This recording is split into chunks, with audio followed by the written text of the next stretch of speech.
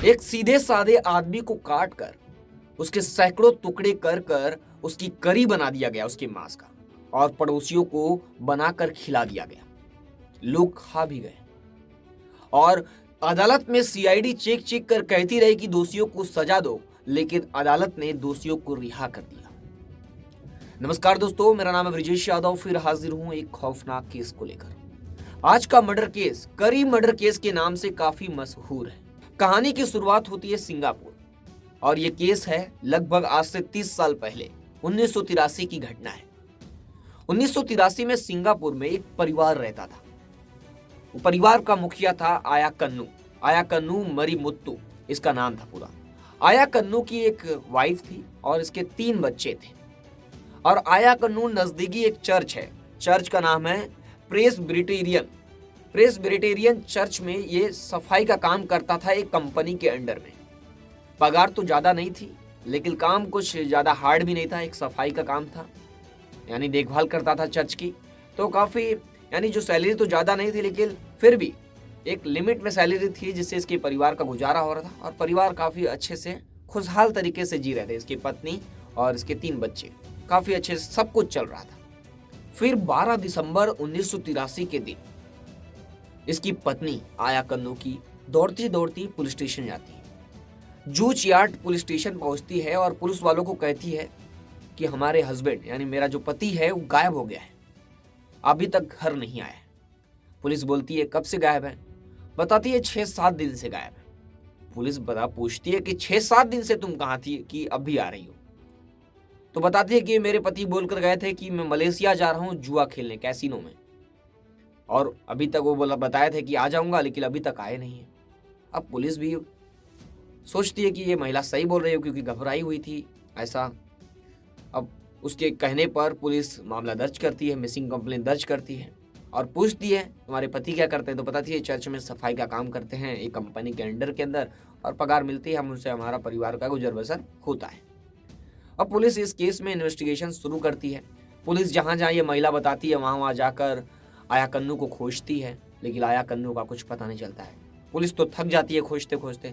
अब पुलिस क्या करती है, मुखबिरों को सूचना देती है, यानी अपने जो जासूस होते हैं पुलिस के उनको सूचना देती है।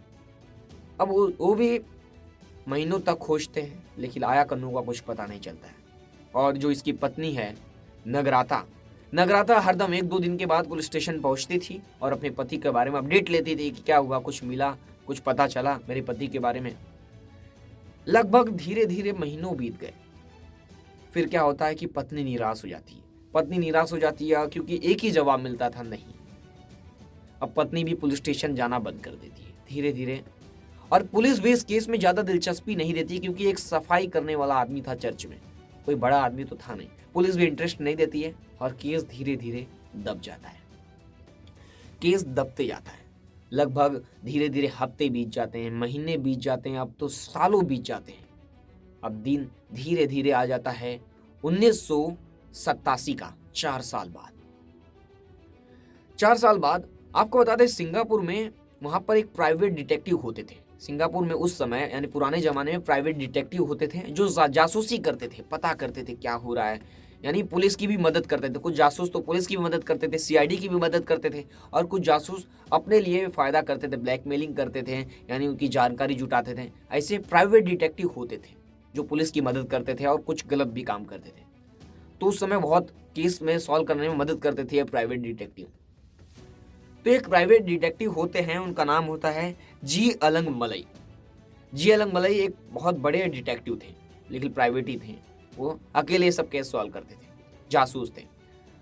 तो उनका एक पेजर, एक डिवाइस होता है पेजर। उस समय में मोबाइल नहीं थी कि मैसेज आ जाएगा, सिर्फ बात होती थी मोबाइलों से। तो एक पेजर डिवाइस होती थी इतनी बड़ी, उस पेजर डिवाइस से खाली मैसेज आता जाता था, कोई मैसेज कर सकता था।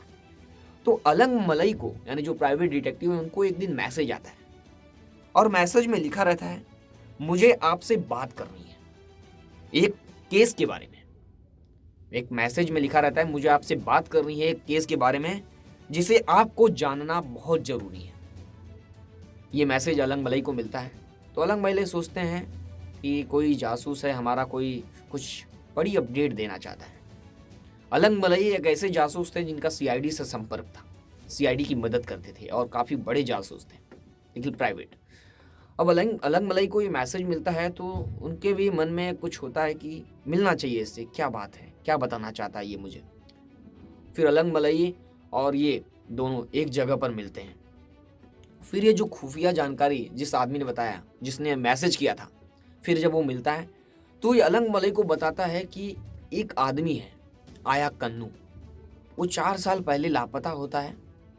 और आपको बता दें कि उसे काट करके, यानी 3 लोग उसे काट काट कर बोटी में सैकड़ों टुकड़े करते हैं, और जो उसकी बड़ी बड़ी हड्डी है, जो उसकी पीसेस हैं हड्डी के, उसे बड़े बड़े पॉलीथीन बैगों में भर कर उसे सिंगापुर के कोने कोने, हर कोने में फेंक दिया जाता है, किसी को भनक नहीं लगती।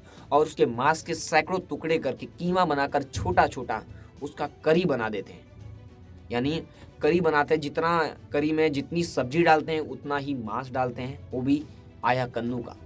और फिर उसे चावल में मिलाते हैं और उसका एक करी तैयार करते हैं, और उसे पैक करके टिफिन में एक पार्सल पैक करके पड़ोसियों को बांट दिया जाता है, और पड़ोसी भी उसे खा लेते हैं।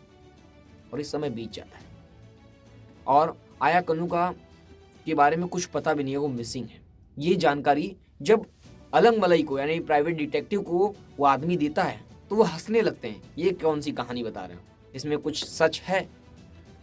लेकिन फिर भी वो आदमी विश्वास दिलाता है कि ऐसा हुआ है। फिर भी अलग मलई जो प्राइवेट डिटेक्टिव नहीं मानते, उसकी बात को विश्वास में नहीं लेते हैं। लेकिन वो आदमी काफी चीख चीख कर उनको बताने की कोशिश करता है कि ये बात सच है। फिर अलग मलई उस आदमी पर विश्वास करते हैं कि इतना बोल रहा है, इसमें इतना कॉन्फिडेंट है, तो कुछ तो बात सच है। फिर अलग मलई सीआईडी के पास जाते हैं और ये बताते हैं ये पूरा कि एक आदमी को काट कर सैकड़ों टुकड़े कर कर उसे पड़ोसी को खिला दिया गया। फिर सीआईडी भी इनकी बात सुनकर हंसने लगती है। तो फिर अलग मलई बोलते हैं कि बात पे तो मुझे भी विश्वास नहीं हुआ था, लेकिन जिस हिसाब से वो जासूस, वो मेरा जो हरदम मैसेज भेजता है वो आदमी, वो काफ़ी कॉन्फिडेंट है, कभी कुछ गलत खबर नहीं दिया है, तो मुझे विश्वास है कि वो गलत नहीं बोल रहा है, ये बात सच हो सकती है। भले ये बात एक कहानी जैसी लग रही है लेकिन सच है। तो सीआईडी भी बोलती है कि जांच करो तुम अपने स्तर पर, तुम एक प्राइवेट डिटेक्टिव हो, एक बड़े जासूस हो, जांच करो, इस पर कुछ मिलता है तो हमें बताओ, फिर देखते हैं इस केस के बारे में। अब अलग मलई अकेले पड़ जाते हैं क्योंकि सीआईडी इस केस को सीरियस नहीं ले रही थी और ये आदमी के केस को ये भी सीरियस नहीं ले रहे, लेकिन इनको बात में सच लग रहा था, इसलिए इस केस की वो जांच शुरू करते हैं। अब केस की जांच शुरू करते हैं तो पहले ही अब इनको ये पता लगाना था कि आदमी है कौन। खाली इस आदमी का नाम था आया कन्नू, इन्हें पता था, और ये मिसिंग है, और ये बताया था कि 1983 से गायब है। बस इनको ये 2 चीज़ पता थी कि 1983 से गायब है, 19 दिसंबर से, और आया कन्नू को काट कर खिला दिया गया। खाली नाम और डेट पता है। अब इनके सामने बहुत बड़ा चैलेंज था उस आदमी का खोजना, उस आदमी के परिवार को खोजना सबसे बड़ी चैलेंज थी। अब आया कन्नू सिंगापुर के हर पुलिस स्टेशन में जाकर आया कन्नू के बारे में पूछते थे, पता करते थे कि 1983 के दिसंबर महीने में कितने लोग गायब हुए, आया कन्नू की मिसिंग कंप्लेन दर्ज हुई है कि नहीं। वो दिन पर दिन हफ्ते हफ्ते भटकते रहे, लगभग 2 हफ्ते भटके। उसके बाद एक दिन वो पुलिस स्टेशन पहुंचे, जूजियार्ड पुलिस स्टेशन, जिस पुलिस स्टेशन में मामला दर्ज हुआ था मिसिंग का, आया कन्नू का। उस पुलिस स्टेशन पहुंचते हैं तो एक अधिकारी से पूछते हैं कि कोई आया कन्नू का नाम का आदमी दिसंबर महीने में गायब हुआ है क्या। तो अधिकारी बोलता है चेक करके बताते हैं आपको। अब वो जब चेक करके बताता है तो पता चलता है कि आया कन्नू नाम का आदमी 12 दिसंबर 1983 में को लापता हुआ था। ये मिसिंग कंप्लेन है। अब आया कन्नू को एक बड़ी राहत मिलती है और इस इंफॉर्मेशन को लेकर तुरंत वो सीआईडी ऑफिसर के पास जाते हैं और बताते हैं कि हाँ, इस केस में परत खुली है, यानी कुछ सामने आया है, यानी वो आया कन्नू नाम का आदमी गायब हुआ है। अब उसके साथ क्या हुआ है, वो मर गया है या जिंदा है या उसकी कड़ी बना दी गई, अभी भी एक चैलेंज है। अब ये बात बताते हैं, सीआईडी को बताते हैं अब इस केस को ओपन करो। तो सीआईडी बोलती है, यानी जो ऑफिसर वो बोलता है हमारे पास अभी भी बहुत केस है, बहुत लोड है, आप इस केस में जांच कर रहे हो, आप अच्छे से जांच करोगे, मुझे विश्वास है, आप जांच करो, फिर उसके बाद कुछ और आगे मिलता है तो इस केस को हम ओपन करेंगे। अब अलग मलई इस केस में अकेले थे। अब वो जांच करना शुरू करते हैं। अब वो उसकी पत्नी को खोजते हैं जिसने कंप्लेन दर्ज कराया था, जिसका नाम था नगराता, उसकी पत्नी। अब उसे खोजते हैं उसे खोजते खोजते सिंगापुर के उसके घर पहुंच जाते हैं जहां उसकी पत्नी रहती थी। अब उसकी पत्नी को बुलाते हैं और इस केस में पूछताछ शुरू करते हैं। पत्नी से पूछताछ करते हैं, फिर उससे आसपास के पड़ोसियों से भी पूछताछ करते हैं। 20-30 लोगों से लगभग अलग मलई पूछताछ करते थे। अब अलग मलई फिर सीआईडी ऑफिसर के पास जाते हैं, क्योंकि ये कोई लीगल एक्शन तो ले नहीं सकते किसी नागरिक के ऊपर। अलग मलई के पास जाते हैं और बताते हैं कि कहीं जो ये आया कन्नू की पत्नी है, ये कुछ जो स्टेटमेंट जो बयान दे रही है वो कुछ बार बार बदल रही है, कुछ तो छुपा रही है। यानी हमसे जो बता रही है उसका स्टेटमेंट कुछ डिफरेंट हो जाता है कुछ समय के बाद। यानी बयान अपना बदल रही है, बार बार स्टेटमेंट बदल रही है, नई नई कहानी बना रही है, कुछ प्रॉपर बता नहीं रही है। और पड़ोसियों से भी जो मिला है वो पता है कि गायब है। अब क्या करते हैं कि सीआईडी की मदद से ये लोग पता करते हैं ऑफिसर्स के जरिए। सीआईडी इस केस को तो जांच नहीं कर रही थी, लेकिन कुछ मदद करती है। तो पता करते हैं कि ये नगराता है, इसके फैमिली क्या है, इसका बैकग्राउंड क्या है। तो पता चलता है नगराता के 3 बड़े बड़े भाई हैं, हट्टे कट्टे मोटे चौड़े 3 बड़े भाई हैं। और उसके बाद इसके सबके शादी हो चुकी है। और ये तीनों भाइयों के, यानी जो नगराता के तीनों भाई हैं, 2 भाई सिंगापुर के फाइनेंस मिनिस्ट्री में काम करते हैं और एक भाई चिकन का दुकान चलाता है और माँ भी है इनकी। तब ये इन्फॉर्मेशन जब मिलती है तो इन्हें शक होता है कि वो भी बता कर गया है कि 3 आदमी हैं जिन्होंने टुकड़े किए हैं इनके।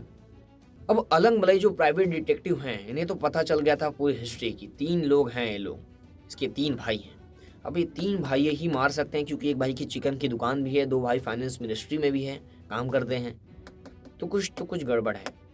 तब ये सीआईडी की मदद से अब बोलते हैं केस ओपन करने के लिए, रिक्वेस्ट करते हैं कि अब केस में काफ़ी कुछ खुल चुका है और इस केस में आपकी मदद अब लेनी पड़ेगी। तब सीआईडी की मदद से इस केस को ओपन करते हैं और सीआईडी लगातार 5 जगहों पर छापेमारी करती है। क्योंकि फाइनेंस मिनिस्ट्री में जो 2 भाई काम करते थे, उनके एक जंगल में उनका घर भी है, उस घर पर छापेमारी करते हैं। जहां पर ये लोग रहते थे वहां पर छापेमारी करते हैं, नगराता के घर पे छापेमारी करते हैं, नगराता की माँ के घर पर छापेमारी करते हैं, और जो भाई चिकन काटता है उसके घर पर भी छापेमारी करते हैं। सारी जगह छापेमारी करते हैं। अब पुलिस को कुछ तो मिलता नहीं है, क्योंकि 4 साल पहले किसी को काट कर फेंक दिया गया, उसको अब उसका क्या कुछ मिल जाएगा। खून होंगे, बह गए होंगे, सबूत होंगे, खत्म हो गए होंगे समय के साथ, हड्डियाँ होंगी गल गई होंगी समय के साथ, इधर उधर हो गई होंगी, तो कुछ तो मिलने वाला है नहीं। छापेमारी में तो कुछ नहीं मिलता है, लेकिन छापेमारी में पुलिस सबको अरेस्ट करके लेके आती है। लगभग पुलिस 8-9 लोगों को अरेस्ट करके लेके आती है।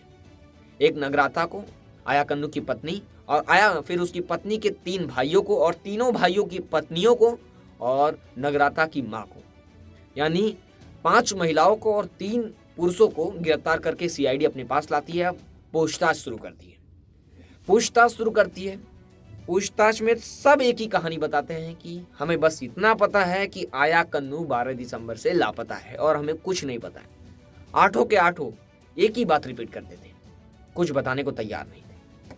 और पुलिस इन्हें ज्यादातर समय तक कस्टडी में रख भी नहीं सकती थी, क्योंकि कस्टडी में रखने के लिए सबूत चाहिए, सस्पेक्टेड चाहिए कि कुछ तो क्लू रहे इनके खिलाफ, तब उन्हें गिरफ्तार। क्योंकि पुलिस के पास कोई एविडेंस नहीं था, कोई सबूत नहीं था कि इन्हें रख सकी कस्टडी में ज्यादा समय तक। लेकिन पुलिस कड़ाके से, यानी जो सीआईडी कड़ाके से पूछताछ करती है, तो एक ने मुंह खोलता है और ये कहानी को स्वीकार करता है कि हाँ ये सच है।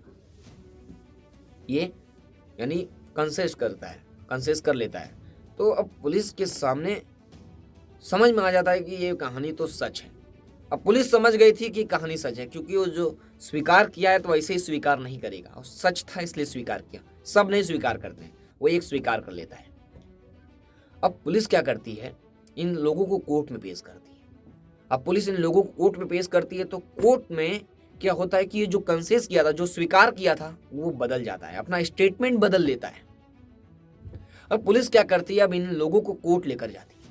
कोर्ट में पहले जज के सामने पुलिस बताती है कि एक आदमी को काटकर 50 यानी सैकड़ों टुकड़े करके उसकी करी बनाकर लोगों को खिला दिया गया। ये सुनकर जज भी हैरान रह जाता है। जज एविडेंस मांगता है, सबूत। पुलिस के पास सबूत तो थे नहीं, क्योंकि ना हड्डी थी ना आदमी की बॉडी थी। अब कोर्ट पूछता है, क्या तुम सच में बता रहे हो कि जो आदमी है आया कन्नू वो लापता है, तो उसका मर्डर हो गया है? मर्डर हो गया है, क्या पता वो लापता हो। तुम्हारे पास क्या सबूत है कि उसका मर्डर हो गया है और वो लापता है? ये भी एक चैलेंज था। पुलिस के पास कोई एविडेंस नहीं था। अब पुलिस क्या करती है, उन लोगों को पेश करती है जो कंसेस किया था, यानी जो स्वीकार किया था कि हाँ उसको हमने मारा। अब वो जब अदालत के अंदर, जो कोर्ट के अंदर खड़ा होता है, तो वो पलट जाता है, वो स्वीकार ही नहीं करता वहां पर। अब पुलिस फिर हाथ उसके खाली हो जाते हैं। फिर कोर्ट में सबूतों के अभाव में ये आठों फिर छूट जाते हैं। लेकिन पुलिस रिक्वेस्ट करती है कि हमें और कस्टडी दीजिए, हम इन लोगों की और कस्टडी दीजिए, हम और जांच करेंगे और सबूत को इकट्ठा करेंगे। कोर्ट पुलिस की ये बात मान लेती है और इनको कस्टडी बढ़ा दी जाती है। फिर महीनों जेल में रहने के बाद फिर ये लोग एक याचिका दायर करते हैं कोर्ट में, और पुलिस कोर्ट से कहते हैं कि हम कब तक जेल में रहेंगे, हमें सजा दे दीजिए या हमें छोड़ दीजिए। अब कोर्ट इस बात को मद्देनजर रखते हैं इन लोगों को छोड़ देती है, क्योंकि पुलिस के पास भी कोई सबूत नहीं था, पुलिस कोई सबूत जुटाने में कामयाब नहीं हो रही थी। आप लोगों को ये कहानी कैसी लगी हमें कमेंट सेक्शन में जरूर बताएं। मुझे आशा है कि ये कहानी आप लोगों को काफी पसंद आई होगी। फिर मिलूंगा एक नए केस और एक नई कहानी के साथ। तब तक के लिए सावधान रहें, सतर्क रहें। जय हिंद, वंदे मातरम।